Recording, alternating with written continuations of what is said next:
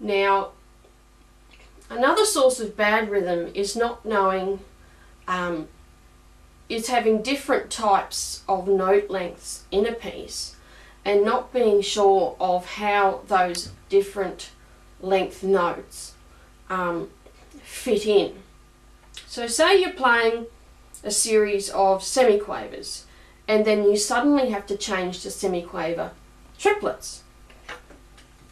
So I suppose, so what I'm doing is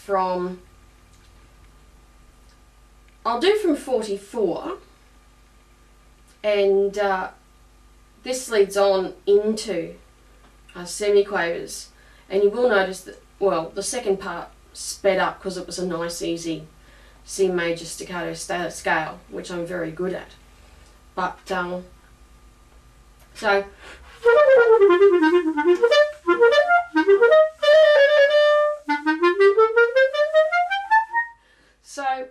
if you didn't do a lot of metronome practice, it would be difficult for you to place in your mind the difference between the semiquaver triplets and the straight semiquavers.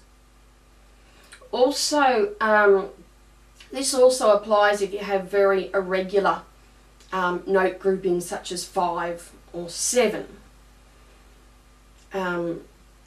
Because in my earlier days I had the mentality of a 5 actually being a 3 or a 2 or a 2 of a 3, instead of realizing like the straight 5 has a completely different feel. It's you can't break it up sort of in half like you can, you know, quavers or semiquavers. And again, metronome practice is very good because you need to let go of the 4 and the 6 and come in with a 5. And this can also be helped by clapping it out.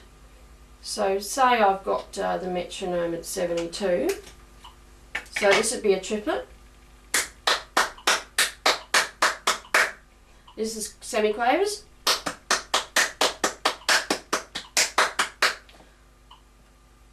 And this is a group of quintuplets.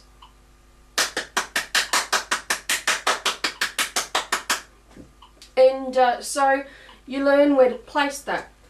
Your teachers probably get you to clap, and again I totally agree with that. Or even if your teacher gets you to play a drum, because drummers have excellent rhythm. Now, what I also recommend is subdivision, especially when you're playing a piece where the accompanist is maybe in triplets and you're in quavers, especially stuff like the Debussy Premier Rhapsody. You need to have a strong sense of what the quaver is so that you don't get mixed up with the piano part. And it is difficult. It's easier for you to play, say, the triplet and the pianist play the quavers, because the more notes you play against a part that has a slightly higher note length is easier than you playing duplets against triplets. And I know this from experience. The Debussy Premier Rhapsody is also like that. But subdivision is really interesting because a duplet against a triplet, so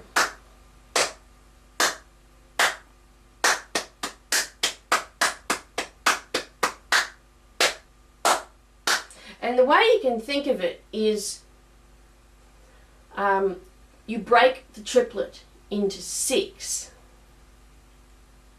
So 1, 2, 3, 1, 2, 3, 1, 2, 3, 1, 2, 3, 1, 2, 3, 1, 2. So you divide it into 6 and then divide it into 3 so that you get your 2. So 1, 2, 3, 1, 2, 3, 4, 5, 6, 1, 2, 3, 4, 5, 6. So you're subdividing in your head. And I think pianists find this especially useful if again they're playing Chopin or something, and they have to physically part their mind in case they're playing a 5 against a 2. And another way of playing duplets and triplets on opposite hands, I was told, cold cup of tea, cold cup of tea, cold cup.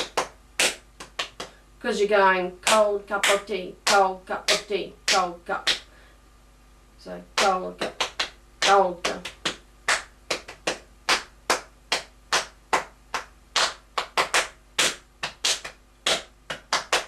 So that's the rudimentary introduction to rhythm. As with my previous videos, please feel very free to ask further questions. Just send me a message. And also, if you have a request, I received a request the other day about a guide to the Altissimo Register, and it's a 2-part video that's uploading as we speak. So if you have further questions on rhythm, or you have another aspect of clarinet playing you would like me to explore, please feel free to send me a message. So that's my 2 cents on rhythm. I do hope it's been helpful to you, and I look forward to seeing you again next time with another instructional video or another performance. I have a performance coming up on Sunday in which I am playing the Rondo Grazioso. So hope that's been of help. Look forward to seeing you again, and bye for now.